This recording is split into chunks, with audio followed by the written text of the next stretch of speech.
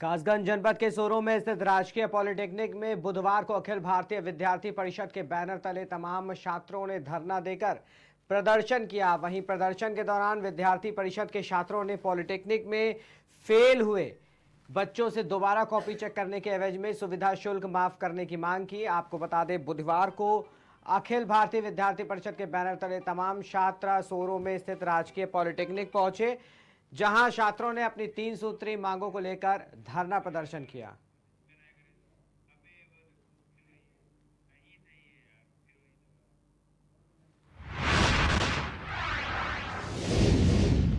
बुलंदशहर में डीपीबीएस महाविद्यालय में महाविद्यालय प्राचार्य प्रोफेसर जीके सिंह के निर्देशन में सड़क सुरक्षा सप्ताह के अंतर्गत महाविद्यालय रूट सेफ्टी क्लब के तत्वाधान में सड़क सुरक्षा पखवाड़ा मनाया गया। कार्यक्रम के अंतर्गत महाविद्यालय में सड़क सुरक्षा शपथ का आयोजन भी किया गया। इस कार्यक्रम में महाविद्यालय प्राचार्य प्रोफेसर जीके सिंह ने उपस्थित प्राध्यापक एवं विद्यार्थियों को शपथ दिलाते हुए कहा कि हम सभी को 2 पहिया वाहन चलाते समय अवश्य हेलमेट का प्रयोग करना चाहिए और 4 पहिया वाहन चलाते समय हमेशा सीट बेल्ट का प्रयोग करना चाहिए। वाहन चलाते समय मोबाइल का उपयोग ना करें। वाहन चलाते समय नशे का प्रयोग बिल्कुल ना करें। इस तरीके की शपथ दिलाई गई।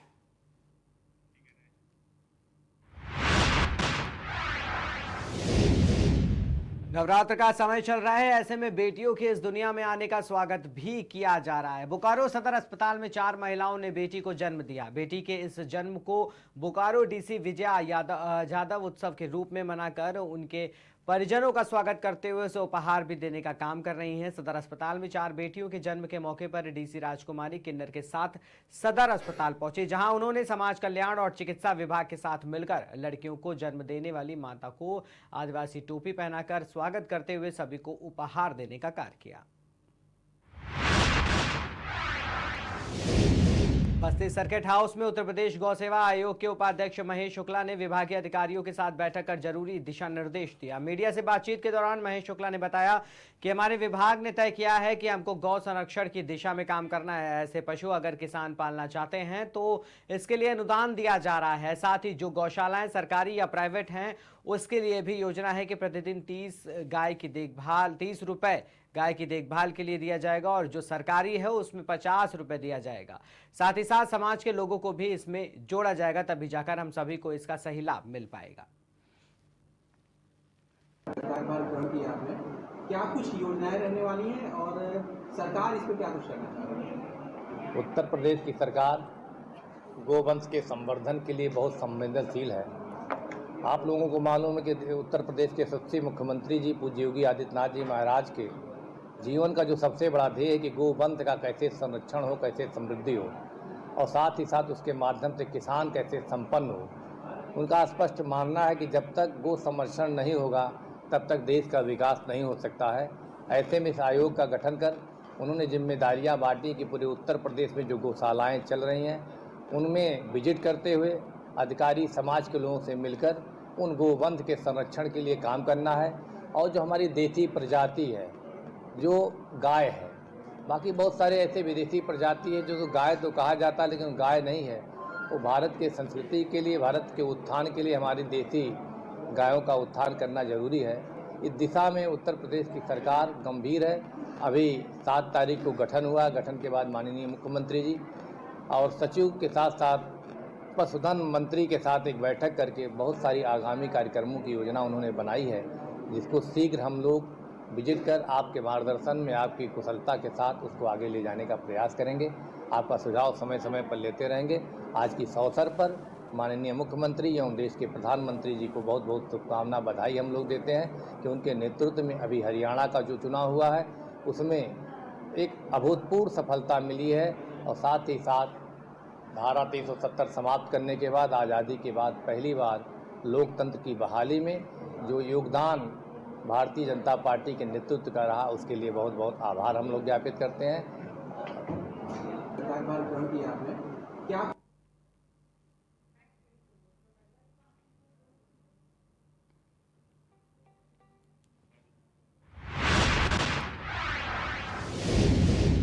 महाराजगंज जनपद के सोरों में स्थित राजकीय पॉलिटेक्निक में बुधवार को अखिल भारतीय विद्यार्थी परिषद के बैनर तले तमाम छात्रों ने धरना देकर प्रदर्शन किया। वहीं प्रदर्शन के दौरान विद्यार्थी परिषद के छात्रों ने पॉलिटेक्निक में फेल हुए बच्चों से दोबारा कॉपी चेक करने के एवज में सुविधा शुल्क माफ करने की मांग भी करी।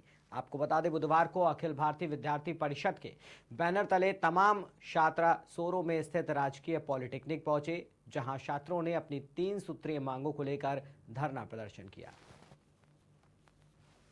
क्या नाम है आपका? तेजेन लोधी, प्रांत सह मंत्री अखिल भारतीय विद्यार्थी अच्छा, परिषद। आज अखिल भारतीय विद्यार्थी परिषद सोरों का जो राजकीय पॉलिटेक्निक कॉलेज है, यहाँ पर आप लोग धरना प्रदर्शन कर रहे हैं। क्या मांगे हैं आपकी और आपको धरना प्रदर्शन क्यों करना पड़ रहा है, क्या मजबूरी है?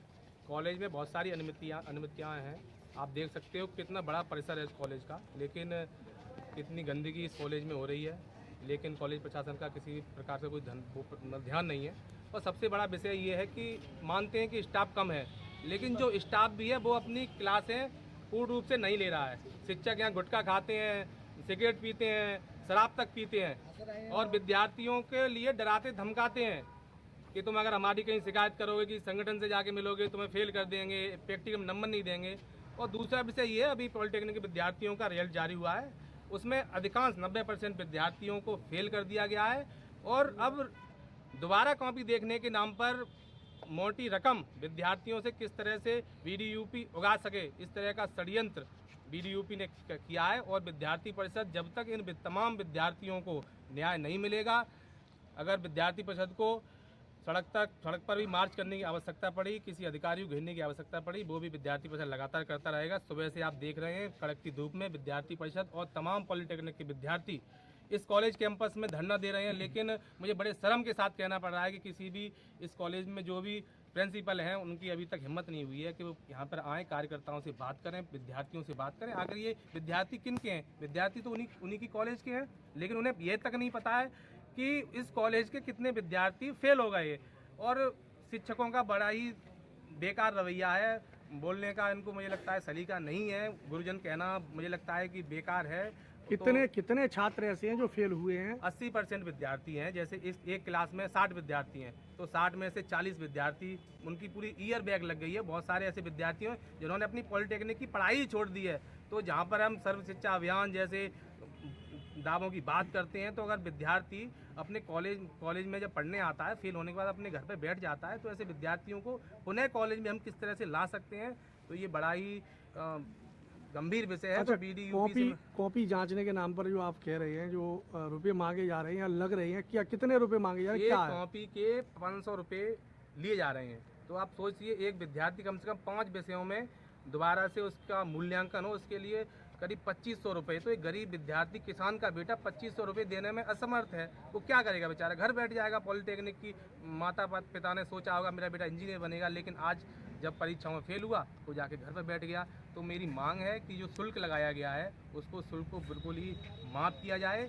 और जो इस कॉलेज कैंपस में जो समस्याएं हैं, बहुत बड़ी समस्याएं हैं, वो समस्याएं दूर नहीं होंगी तो विद्यार्थी पर समय समय पर ऐसे उग्र आंदोलन के माध्यम से इस कॉलेज के प्रधानाचार्य को खुली चेतावनी देता है और जिले के जो भी इस संबंधित कॉलेज से अधिकारी उनको भी खुली चुनौती देता है कि अगर ये समस्याएं दूर नहीं हुई तत्काल प्रभाव से, तो विद्यार्थी परिषद जिले भर के तमाम विद्यार्थियों के साथ उग्र आंदोलन करने के लिए बाध्य होगा। क्या नाम है आपका? तेजेन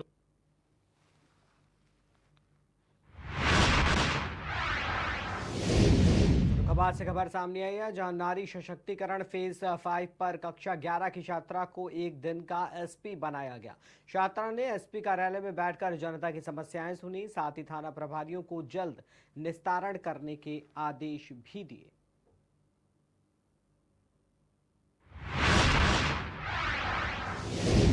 बहराइच से खबर सामने आई है, जहां जमीन बंटवारे के विवाद को लेकर दबंगों ने महिला को लाठी डंडों से पीटकर अधमरा कर दिया। परिजन गंभीर हालत में महिला को लेकर सीएससी पहुंचे, जहां 3 दिनों से महिला का इलाज किया जा रहा है। पुलिस ने महिला के पति की तहरीर पर केस दर्ज कर जांच शुरू कर दी है, लेकिन दबंग खुलेआम घूम रहे हैं और जान से मारने की धमकी भी दे रहे हैं। मेरा नाम नसरुद्दीन है, मैं रहने वाला उपदी गाँव, मेरा घर वहीं है।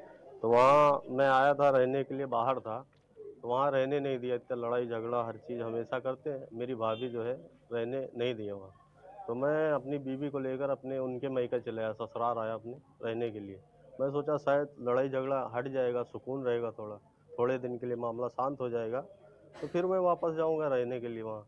तो यहाँ भी मेरी भाभी बाजू में जो ननकू है उनके यहाँ आके बैठती बातचीत करती, तो उन लोगों को लगा के फिर यहाँ भी लड़ाई झगड़ा चालू हुआ। फिर वो लोग दूसरे दिन आके हमला किए हमारी बीबी के ऊपर, घर पे कोई था नहीं, उनको बहुत मारा, लाठी डंडे से मारा। वो अभी भी हॉस्पिटल में भर्ती है यहाँ पे, और आगे जो है वो 4 दिन से अभी भर्ती है इधर। उनको रीढ़ पे चोट है, चलने फिरने में दिक्कत हो रही है, तो आप उन्हीं से नहीं, एक चीज और पूछेंगे, आप कह रहे हैं कि जान से मारने की धमकी भी दे रहे हैं हाँ आपको? जान, अभी भी वो लोग धमकी दे रहे हैं जान से मारने की, बच्ची बोल जो रहे है वो हाँ, जान से मारने की अभी धमकी भी बोल रहे हैं हमारा क्या होगा, कुछ नहीं हुआ। अभी भी जान से मारने की धमकी दे रहे हैं, बोल रहे हैं आप क्या कर पाओगे। सर मैं गरीब आदमी हूँ, मैं क्या कर सकता है, इलाज करवाने के लिए पैसा कौड़ी नहीं है, मैं दूसरे से लिया, मैं क्या कर सकता है, परेशान गरीब आदमी। आप चाहते हैं कि आपको इंसाफ मिलना चाहिए? हाँ जी सर, इंसाफ मिलना चाहिए, इंसाफ मिलना चाहिए मेरे को। लड़ाई झगड़ा हुआ और हमारी आलमा, ननकू और सायरा, शरीफ 4 लोग मिलके लाठी डंडा बहुत बुरी तरह से मारा और उठ बैठ नहीं पा रही हूँ। मेरा ब्लड बहुत ज़्यादा गिर चुका और वो लोग बाहर ही घूम रहे हैं, मुझे धमकी दे रहे हैं कि और मारेंगे, जान से तुमको मार देंगे। उनके ऊपर कोई कानूनी कार्रवाई नहीं हुई है, वो लोग बाहर घूम रहे हैं, उनको अंदर किया जाए। हमें इंसाफ चाहिए और हमारे शौहर को भी धमकी दे रहे हैं कि उसको भी मारेंगे और घर से भगाने को बोल रहे हैं कि इन घर में ना रहो, ना मैके में रहने देते हैं, ना ससुराल में रहने देते हैं, गारी गुप्तारी देते हैं। बहुत ज़्यादा हमारे माँ बाप को भी दुख दे रहे हैं, भाई को गाली दे रहे हैं कि बोलें, उनको भी मारें पीटें। बहुत ज़्यादा परेशान कर रखा, उनको बहुत सख्त से सख्त उनके ऊपर कार्रवाई करी जाए। मेरा नाम नसरुद्दीन है।